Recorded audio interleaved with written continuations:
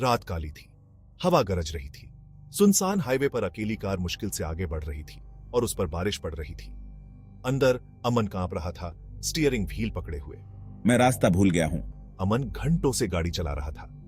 वह एक business trip से लौट रहा था, घर पहुंचने के लिए बेताब था। उसने एक शॉर्टकट लिया था, एक ऐसा रास्ता जिसे लेने का उसे अब पछतावा हो रहा था। तूफान जल्दी ही आ गया था, जिससे सड़क पानी के एक अंधे पर्दे में घिर गई थी।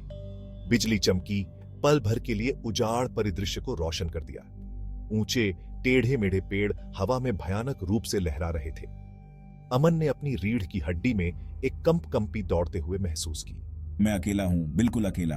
गाड़ी हाँफने लगी, खांसने लगी और आखिरकार बंद हो गई। इंजन बंद हो गया। अमन को गरजते तूफान में फंसा हुआ छोड़कर वह निराशा में डूब गया।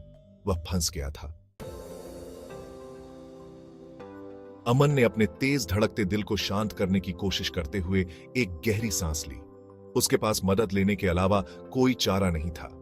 उसने तूफान से तबाह रात में देखा। बारिश की चादरों के बीच उसने दूर एक धुंधली रोशनी देखी। उसमें आशा की किरण जागी। शायद वहां कोई है। अपनी जैकेट पकड़कर उसने कार का दरवाजा खोला और उग्र तूफान में बाहर कदम रखा। हवा ने उस पर वार किया, उसे पीछे धकेलने की कोशिश की, पर अमन आगे बढ़ता रहा। उसकी निगाहें दूर की रोशनी पर टिकी हुई थीं। आगे बढ़ना मुश्किल था। हवा बारिश को उसके चेहरे पर दे मारती थी, जिससे उसकी आंखें बंद हो जाती थीं।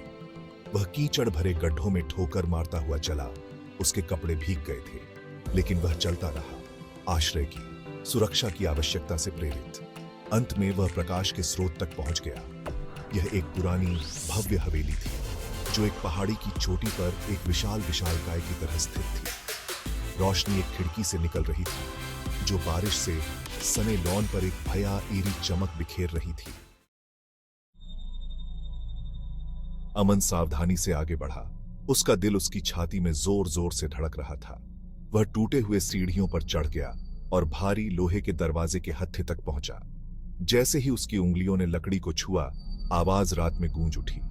उसने इंतजार किया, लेकिन कोई जवाब नहीं आया। उसने हैंडल घुमाने की कोशिश की। उसके आश्चर्य के लिए दरवाजा खुल गया, मानो उसे अंदर बुला रहा हो। वह हिचक गया। उसके ऊपर एक अपशकुन का भाव छा गया। क्या मुझे अंदर जाना चाहिए? मेरे पास ज्यादा विकल्प नहीं है। एक गहरी सांस लेते हुए अमन अंदर चला गया। उसके पीछे दरवाजा एक बहरे कान फोड़ने वाले धमाके के साथ बंद हो गया। वह घूम गया। उसका दिल तेज हो गया। वह फंस गया था। उसने खुद को एक भव्य दालान में पाया, जो एक टिमटिमाते झूमर से मंद रूप से जलाया गया था। हर कोने से मकड़ी के जाले लटके हुए थे और प्राचीन फर्नीचर पर धूल की मोटी परत जमी हुई थी। सड़न की गंध से हवा भारी थी और कुछ ऐसा जिसे वह ठीक से नहीं पहचान सका। अमन ने आवाज दी। उसकी आवाज सन्नाटे में गूंज उठी। क्या कोई घर पर है? पर कोई उत्तर नहीं था। केवल उसकी अपनी आवाज की आवाज सन्नाटे में तेज हो गई। वह एक्सप्लोर करने लगा। उसके कदम लकड़ी के फर्श पर गूंज रहे थे। वह जिस भी कमरे में प्रवेश करता था, वह आखिरी वाले से कहीं अधिक भव्य था। फिर भी सभी धूल और क्षय में डूबे हुए थे। यह ऐसा था जैसे इन दीवारों के भीतर समय रुक गया हो। जैसे ही वह हवेली में घूमता रहा, उसे एक उपस्थिति महसूस होने लगी, एक ठंडक जो उसका पीछा करती हुई प्रतीत हो रही थी। यह एक सूक्ष्म एहसास था, जैसे उसकी गर्दन के पिछले हिस्से पर कोई फुसफुसा रहा हो। वह रुक गया, ध्यान से सुन रहा था। क्या वह फुसफुसाहट थी या सिर्फ हवा? वह निश्चित नहीं हो सका, लेकिन बेचैनी की भावना तेज हो गई। भाग 5। फुसफुसाती दीवारें। वह अपनी खोज जारी रखे हुए था। हर कमरा बेचैनी की बढ़ती भावना को और बढ़ा रहा था। उसने खुद को एक पुस्तकालय में पाया, जिसकी अलमारियों में प्राचीन पुस्तकें भरी हुई थीं। जैसे ही उसने अपनी उंगलियों को रीढ़ की हड्डी के साथ घुमाया, उसने सोचा कि उसने एक आवाज सुनी, धुंधली और अस्पष्ट।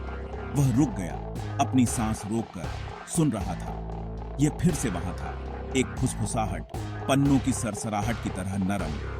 वह शब्दों को नहीं समझ सका, लेकिन आवाज खुद दीवारों से आती हुई प्रतीत हो रही थी। दीवारें जीवित प्रतीत हो रही थीं, किसी अनदेखी ऊर्जा के साथ धड़क रही थीं। वह पीछे हट गया। उसका दिल उसकी छाती में जोर से धड़क रहा था। उसे इस घर से बाहर निकलना था। यह घर ठीक नहीं था। वह पुस्तकालय छोड़ने के लिए मुड़ा, लेकिन अब वह अकेला नहीं था। द्वार पर एक आकृति खड़ी थी जो छाया में डूबी हुई थी। भाग 6 अंधेरे में एक झलक। अमन जम गया। उसकी सांस उसके गले में आ गई। वह आकृति के चेहरे को नहीं पहचान सका, लेकिन वह महसूस कर सकता था कि उसकी आंखें उस पर टिकी हुई हैं। एक ठंडी दहशत ने उसे भर दिया, उसे मौके पर ही जड़ दिया। उसने बोलने की कोशिश की, लेकिन कोई आवाज नहीं निकली। वह डर के मारे लकवाग्रस्त था। आकृति ने उसकी ओर एक कदम बढ़ाया और अमन ने उसके हाथ में परावर्तित प्रकाश की एक झलक देखी। यह एक चाबी थी। आकृति ने पुस्तकालय के सबसे दूर एक दरवाजे की ओर इशारा किया, एक दरवाजा जिस पर अमन ने पहले ध्यान नहीं दिया था। इसके बाद वह आकृति साये में समा गई। जितनी जल्दी दिखाई दी थी, उतनी ही जल्दी गायब हो गई। अमन एक पल के लिए वहीं खड़ा रहा। उसका दिल अभी भी उसकी छाती में जोर जोर से धड़क रहा था। वह भयभीत था, लेकिन वह जिज्ञासु भी था। उस दरवाजे के पीछे क्या था, और वह रहस्यमय व्यक्ति कौन था? वह जानता था कि उसे चले जाना चाहिए, दौड़ना चाहिए, जबकि वह अभी भी कर सकता था, लेकिन कुछ उसे दरवाजे की ओर खींच रहा था। एक ऐसा दबाव जिसका वह विरोध नहीं कर सका। उसे पता लगाना था। भाग 7 बंद कमरा। वह धीरे धीरे दरवाजे की ओर चला। उसका हाथ फैला हुआ था। जैसे जैसे वह पास आता गया, हवा ठंडी होती गई, जिससे उसकी रीढ़ की हड्डी में कंपी की एक नई लहर दौड़ गई।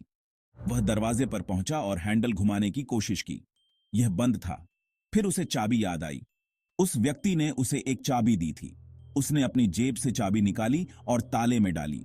यह एक क्लिक के साथ मुड़ गया और दरवाजा कराहते हुए खुल गया। उसके पार का कमरा घुप अंधेरा था। अमन एक पल के लिए हिचकिचाया, फिर एक गहरी सांस ली और अंदर कदम रखा। उसके पीछे दरवाजा जोर से बंद हो गया, जिससे वह अंधेरे में डूब गया। वह अपना फोन टटोलता रहा। उसकी उंगलियां कांप रही थीं। आखिरकार उसने उसे ढूंढ लिया और टॉर्च चालू कर दी। रोशनी की किरण अंधेरे से कटती हुई एक छोटे धूल भरे कमरे को उजागर करती हुई। भाग 8 एक भयानक खोज। कमरा एक कुर्सी और एक मेज के साथ विरल रूप से सुसज्जित था। मेज पर एक किताब रखी थी, जिसका चमड़े का कवर फटा हुआ और फीका पड़ा था। अमन ने उसे उठा लिया। उसके हाथ कांप रहे थे। जैसे ही उसने कवर से धूल साफ की, एक नाम दिखाई दिया, the Chronicle of Blackwood manner. उसने किताब खोली और पढ़ना शुरू किया। शब्द एक सुंदर लिपि में लिखे गए थे, लेकिन जो कहानी उन्होंने बताई वह भयावह थी। यह एक डायरी थी, अपराध बोध और पागलपन से ग्रस्त एक आदमी का स्वीकारोक्ति। वह आदमी सदियों पहले इस हवेली में रहता था और वह कई विभत्स हत्याओं के लिए जिम्मेदार था। उसने अपने पीड़ितों को हवेली की दीवारों के भीतर ही दफना दिया था। अमन का खून ठंडा हो गया क्योंकि उसने पढ़ा। आदमी के अंतिम भाग्य को एक रहस्य छोड़कर डायरी अचानक समाप्त हो गई। लेकिन एक बात स्पष्ट थी, यह घर मौत का स्थान था। हत्या किए गए लोगों की आत्माओं के लिए एक कब्र थी। पीछे से अचानक आई आवाज ने उसे घुमा दिया। दीवार हिल रही थी, ईंटें उखड़ रही थीं, जिससे पीछे एक खोखली जगह का पता चल रहा था। और उस जगह के भीतर अमन ने कुछ ऐसा देखा जिससे उसका खून जम गया। भाग 9 रात में भागना।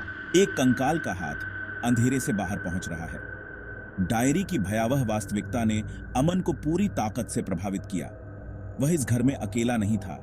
वह हत्या किए गए लोगों के भूतों से घिरा हुआ था। उनकी आत्माएं इन दीवारों के भीतर फंस गई थीं। दहशत ने उसे जकड़ लिया। उसने किताब एक तरफ फेंक दी और भयावह दृश्य से दूर भाग गया। उसे बाहर निकलना था, इस दुःस्वप्न से बचना था। वह दौड़ा, पीछे मुड़कर देखने की हिम्मत नहीं की, जब तक कि हवेली तूफान में एक दूर की छाया के अलावा और कुछ नहीं रह गई। उसने सड़क पर वापस अपना रास्ता खोज लिया। उसके कपड़े फटे हुए थे और उसका शरीर चकनाचूर हो गया था। उसने कभी पीछे मुड़कर नहीं देखा। उसने उस रात जो कुछ देखा था उसके बारे में उसने कभी बात नहीं की, लेकिन हवेली की याद, जो भयावहता उसने देखी थी, उसके साथ रही। एक ठंडी याद दिलाती है कि कुछ रहस्यों को अनसुलझा ही छोड़ देना सबसे अच्छा है। तूफान उग्र हो गया। भाग 10 अनसुलझा रहस्य। अमन ने खुद को बार बार दरवाजे पर पटका, हर बार बिना किसी नतीजे के। वह मदद के लिए चिल्लाया, लेकिन उसकी आवाज घर की गहरी खामोशी में डूब गई। तभी उसे खिड़की याद आई। वह उसके पास भागा। आशा हवा में मोमबत्ती की तरह टिमटिमा रही थी। उसने खिड़की खोली तो सामने तूफानी रात थी। बिना किसी हिचकिचाहट के वह खिड़की से बाहर निकला। टूटे हुए कांच पर खुद को काट लिया। उसे परवाह नहीं थी, उसे बस दूर जाना था। वह दौड़ा, पीछे मुड़कर देखने की हिम्मत नहीं की, जब तक कि हवेली तूफान में एक दूर की छाया के अलावा और कुछ नहीं रह गई। उसने सड़क पर वापस अपना रास्ता खोज लिया। उसके कपड़े फटे हुए थे और उसका शरीर चकनाचूर हो गया था। उसने कभी पीछे मुड़कर नहीं देखा। उसने उस रात जो कुछ देखा था उसके बारे में उसने कभी बात नहीं की, लेकिन हवेली की याद, जो भयावहता उसने देखी थी, उसके साथ रही। एक ठंडी याद दिलाती है कि कुछ रहस्यों को अनसुलझा ही छोड़ देना सबसे अच्छा है। तूफान उग्र हो गया।